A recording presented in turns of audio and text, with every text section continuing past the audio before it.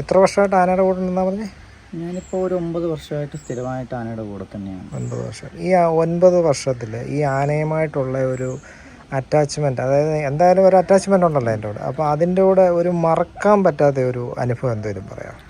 മറക്കാൻ പറ്റാത്ത അനുഭവം എന്ന് പറഞ്ഞു കഴിഞ്ഞാൽ ഇപ്പോൾ എനിക്കിപ്പോൾ എൻ്റെ സ്വന്തം നാടെന്ന് തന്നെ പറയാം. ഈ പറയുന്നത് ഞാൻ ഇവിടെ ജനിച്ചു വളർന്ന ഒരാളാണ്. പക്ഷേ എനിക്കിപ്പം ഈ ആനയുടെ കൂടെ അല്ലെങ്കിൽ ഈ ആനകളുടെ കൂടെ കൂടിക്കഴിഞ്ഞതിന് ശേഷം എനിക്ക് ഇവിടെ മാത്രമല്ല സുഹൃത്തുക്കളുള്ളത്. എനിക്ക് ഈ കേരളത്തിലെ ആനപ്രേമികളായിട്ടുള്ള പല ആൾക്കാരുമായിട്ട്, അതായത് തിരുവനന്തപുരം മുതൽ കാസർഗോഡ് വരെയുള്ള ആനപ്രേമികൾ പലരുമായിട്ട്, ഒരുപാട് ആൾക്കാരുമായിട്ട് എനിക്ക് നല്ല ബന്ധം ഉണ്ടായിട്ടുണ്ട്, നല്ല സുഹൃത്തുക്കളുണ്ട്. അപ്പോൾ അത് തന്നെ ഈ ആന ഫീൽഡുമായിട്ട് ബന്ധപ്പെട്ട് എനിക്കൊരു മറക്കാൻ പറ്റാത്ത അനുഭവമാണ്. പല കാര്യങ്ങളും നമ്മളിപ്പോൾ ഒരു രാത്രി ആയാലും ചിലപ്പോൾ നമ്മളൊരു ആനയും കൊണ്ട് ഒരു പ്രോഗ്രാം ചെല്ലും, ചിലപ്പോൾ രാത്രിയിലായിരിക്കും ചെല്ലുന്നത്, അല്ലെങ്കിൽ ഒരു വെളുപ്പാങ്കാല സമയത്തായിരിക്കും ചെല്ലുന്നത്. ആ സമയത്തെല്ലാം നമ്മുടെ കൂടെ നമ്മൾ ആനയും കൊണ്ട് ചെല്ലുമ്പോൾ നമ്മുടെ കൂടെ ഒരു 10 പേര് എപ്പോഴും അവിടുത്തെ ആൾക്കാരുണ്ടാവും. അപ്പോൾ അത് നമുക്കൊരു മറക്കാൻ പറ്റാത്ത അനുഭവം. നമ്മൾ വേറൊരു കാര്യത്തിന് വേണ്ടി ചെല്ലുമ്പോൾ നമ്മൾ മാത്രമേ ഉണ്ടാവുള്ളൂ. പക്ഷേ നമ്മൾ ആനയും കൊണ്ട് ചെന്ന് കഴിയുമ്പോൾ നമ്മുടെ കൂടെ എപ്പോഴും ഒരു 10 പേര് എന്തായാലും ഉണ്ടാവും, അത് ഏത് നാട്ടിൽ ചെന്നാലും. അപ്പോൾ ഏതിപ്പോൾ ഈ ആനയെന്നല്ല വേറൊരു ആനയുടെ കൂടെ ആണെങ്കിൽ തന്നെയും അതങ്ങനെ ഉണ്ടാവും. അപ്പോൾ അത് നമുക്ക് ആനക്കാരെ സംബന്ധിച്ചിടത്തോളം അതൊരു നല്ല അനുഭവമാണ്. പക്ഷേ അതിൽ നിന്ന് തന്നെ ചീത്ത അനുഭവങ്ങളുണ്ടാകുന്ന കാര്യങ്ങളുണ്ട്. പലരും നമ്മളെ, അതായത് ഈ ആനപ്രേമം മുതലെടുക്കുന്ന പല ആൾക്കാരുമുണ്ട്. അത് നമുക്ക് ശല്യങ്ങളായിട്ട് മാറാറുള്ള അനുഭവങ്ങളുമുണ്ട്. പക്ഷേ എന്നാൽ തന്നെയും അതിനേക്കാൾ കൂടുതൽ നല്ല അനുഭവങ്ങളാണ് ഉണ്ടായിട്ടുള്ളത്. അത് തന്നെയാണ് ഏറ്റവും വലിയൊരു അനുഭവം എന്ന് പറയുന്നത്. സാധാരണ എങ്ങനെയാണ് ഉറങ്ങുന്നത്? കിടന്നാണോ ഉറങ്ങുന്നത്, നിന്നാണോ ഉറങ്ങുന്നത്? എനിക്കറിയാം. കിടന്നാണ് ആനകൾ ഉറങ്ങാറുള്ളത്. നിന്നും ആനകൾക്ക് ഉറങ്ങാൻ ശേഷിയുണ്ടെന്നുള്ളതാണ് ആനകളുടെ ഒരു പ്രത്യേകത. നിന്നും ആനകൾ ഉറങ്ങും, കിടന്നുറങ്ങും. ഇപ്പം പല ആനകളെ സംബന്ധിച്ചിടത്തോളം പല രീതിയാണ്. ഇപ്പോൾ പല ആനകൾ, ഇപ്പോൾ ഈ ആനയെ സംബന്ധിച്ചിടത്തോളം ഇവിടെ നിന്ന് വിട്ട്, അല്ലെങ്കിൽ സ്വന്തം തറി, സ്വന്തമായിട്ട് ഇപ്പോൾ എന്നും കെട്ടുന്ന ഒരു തറിയെ വിട്ടിട്ട് വേറെ തറിയിലേക്ക് കൊണ്ട് കെട്ടുമ്പോൾ അതിനൊരു വിശ്വാസക്കുറവ് ഉണ്ടായാൽ അത് കിടക്കില്ല. ചിലപ്പോൾ ആ തറിയോട് ചേർന്നിട്ട് അതിൻ്റെ പാപ്പാന്മാർ കിടന്നു കഴിഞ്ഞാൽ അത് ആ പാപ്പാന്മാർ ഇവിടെ കിടക്കുന്നു എന്നുള്ളൊരു വിശ്വാസത്തിൻ്റെ പുറത്ത് ചിലപ്പം കിടക്കാറുണ്ട്. പക്ഷേ ഈ ആനയെ സംബന്ധിച്ചിടത്തോളം അങ്ങനെ ഒരു പ്രശ്നമില്ല. ഇതിനെ ഉറക്കം വന്നു കഴിഞ്ഞാൽ അവൻ എവിടെ ആണെങ്കിലും ഇപ്പോൾ നടുറോഡിൽ നമ്മൾ കെട്ടിയിട്ടെന്ന് പറഞ്ഞാൽ അവനവിടെ കിടന്ന് ഉറങ്ങുക, അങ്ങനെയുള്ള ഒരു ബുദ്ധിമുട്ട് ഈ ആനയെ സംബന്ധിച്ചിടത്തോളം. അവൻ ഉറക്കം വന്നു കഴിഞ്ഞാൽ അവൻ കിടന്ന് ഉറങ്ങിക്കോ. ഇതിൻ്റെ ഒരു ആഹാര രീതികൾ എങ്ങനെയാണ്? ആഹാര രീതികളെന്ന് പറഞ്ഞാൽ നമ്മളിപ്പം കൂടുതലായിട്ട് ഇതിന് കൊടുക്കുന്നത് പനമ്പട്ടയാണ്. പനമ്പട്ട, പുല്ല്, തീറ്റപ്പുല്ല്, ഇതാണ് നമ്മൾ കൊടുക്കാറുള്ളത്. പിന്നെ അതിന് പുറമെ നമ്മൾ സ്പെഷ്യലായിട്ട് കൊടുക്കുന്നത് ചോറാണ്. ചോറിനകത്ത് അരി, റാഗി, ചെറുപയർ, അങ്ങനെയുള്ള നവധാന്യങ്ങളെന്ന് പറയുന്നത് 9 കൂട്ടം ധാന്യങ്ങൾ ചേർത്തിട്ടുള്ള ചോറാണ് കൊടുക്കുന്നത്. ചോറ് എന്നും കൊടുക്കാറുണ്ടോ? എന്നും കൊടുക്കാറുണ്ട്. നമ്മൾ പ്രോഗ്രാമിന് പോകുമ്പോൾ നമുക്ക് ചിലപ്പം ചിലയിടത്ത് ചെല്ലുമ്പോൾ നമുക്ക് ചോറ് വെക്കാൻ പറ്റിയെന്ന് വരില്ല. അപ്പം അങ്ങനെ വരുമ്പോൾ നമ്മൾ അവലും പഴവും മിക്സ് ചെയ്ത് കൊടുക്കും അല്ലേ? അവലും പഴവും കൂടെ മിക്സ് ചെയ്ത്. ഈ ചോറെന്ന് പറഞ്ഞാൽ ഒരു എത്ര കിലോ അരിയാണ്? എന്തോ അതിനൊരു കണക്കില്ലേ? നമ്മളൊരു ഈ ആനയ്ക്ക് കൊടുക്കുന്ന രീതി ഞാൻ പറയാം. പല ആനയ്ക്കും പല രീതിയിലാണ്. ചിലപ്പം ചില ആനകൾക്ക് 7 കിലോ അരി വരെ കൊടുക്കുന്നവരുണ്ട്. പക്ഷെ നമ്മളിപ്പോൾ ഇവിടെ കൊടുത്തുകൊണ്ടിരിക്കുന്ന ഒരു 5 കിലോ അല്ലെങ്കിൽ ഒരു 4 കിലോ അടുപ്പിച്ച അരിയും ബാക്കി ധാന്യപ്പൊടികൾ, നമ്മൾ ധാന്യപ്പൊടികൾ കൊടുക്കുന്നവരുണ്ട്. അപ്പം ഒരു 4-5 കിലോ അരിയും അതിൻ്റെ കൂടെ ഒരു 1/2 കിലോ വെച്ചിട്ട് ബാക്കി 8 ഐറ്റം ധാന്യപ്പൊടികളുണ്ട്. അതുകൂടെ ഒരു 1/2 കിലോ അല്ലെങ്കിൽ 250 ഗ്രാം എന്നുള്ളത് 1/2 കിലോ ആ ഒരു ഊഹം വെച്ചിട്ട് അതുകൂടെ ചേർത്ത് വേവിച്ചാണ് കൊടുക്കുന്നത്. ഇപ്പോൾ ഇതിൻ്റെ ഒരു ഇഷ്ട ഭക്ഷണം ഏതാ? ഇതിനെ സംബന്ധിച്ചിടത്തോളം ഇഷ്ട ഭക്ഷണം എന്ന് പറഞ്ഞാൽ നമ്മൾ കഴിക്കുന്ന എന്ത് സാധനവും അവന് കൊടുത്താൽ അവന് ഇഷ്ടമാണ്.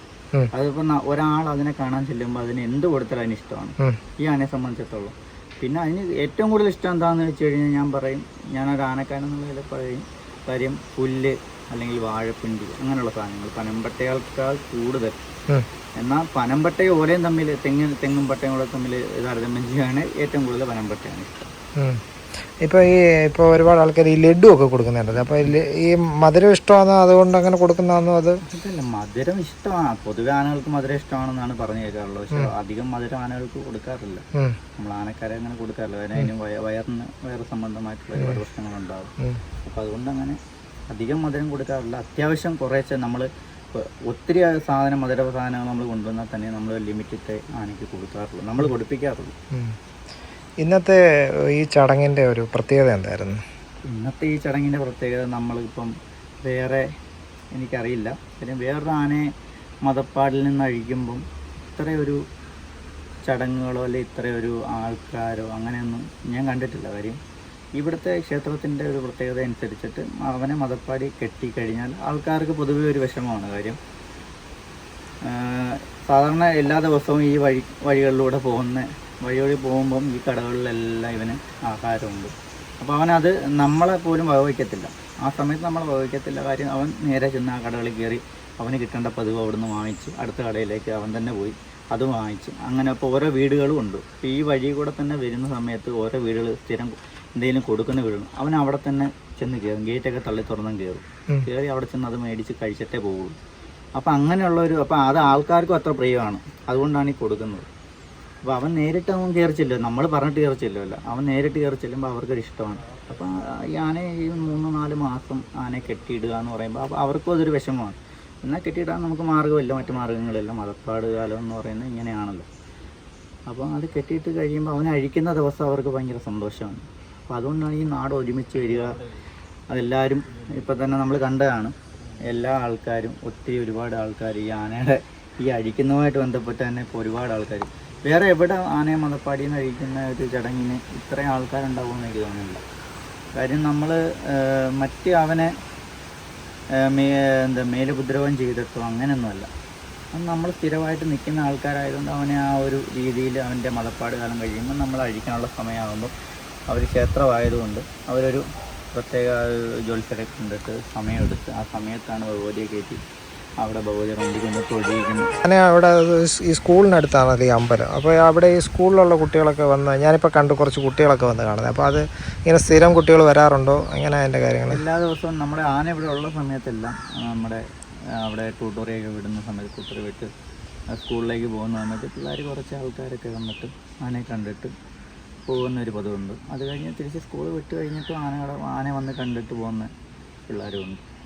അവർക്കൊക്കെ വലിയ പ്രിയമാണ് കാളിദാസൻ എന്ന് പറയുന്ന ഒരു വികാരം എന്ന് പറയുന്ന പോലെ. അതാണ് ഈ ആന ഈ പറയുന്ന ഇപ്പം നമ്മളിപ്പോൾ ഇവിടേക്ക് ഈ ഇതിന് ചുറ്റുവട്ടത്തുള്ള വീടിൻ്റെ മുന്നിൽ കൂടെ ഒക്കെ പോകുമ്പോൾ അങ്ങ് കയറി ചെല്ലുമെന്നല്ലേ പറഞ്ഞ ആൾക്കാരുടെ അടുത്തോട്ട്. സ്ഥിരം പുള്ളിക്ക് അറിയാം, കിട്ടുന്ന ആഹാരം കിട്ടുന്ന സ്ഥലങ്ങളറിയാം. അപ്പോൾ അവിടെ എല്ലാം ചെന്നങ്ങ് നിൽക്കും.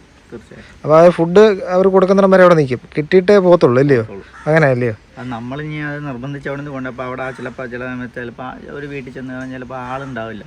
അവിടെ നമ്മൾ നിർബന്ധിച്ച് കൊണ്ടുവരാൻ പോയി കഴിഞ്ഞാൽ ആന വരത്തില്ല. പിന്നെ ആനയ്ക്കത് മനസ്സിലായി കഴിഞ്ഞാൽ ആന സ്വയം നമ്മളിവിടെ വരുന്ന ഒരു രീതിയാണ്. ഇവിടെ മാത്രമേ ഉള്ളൂ. കാര്യം ഇവിടാണ് അതിനൊരു പ്രിയപ്പെട്ട സ്ഥലം. കാര്യം എല്ലാവരും അതിനെ സ്വന്തം എന്താ പറയുന്നത് കൂടപ്പിറപ്പിനെ പോലെയോ അല്ലെങ്കിൽ മകനെ പോലെയോ സഹോദരനെ പോലെ അങ്ങനെയൊക്കെ കണ്ടാണ് ആനയെ ഇവർ നാട്ടുകാരെല്ലാം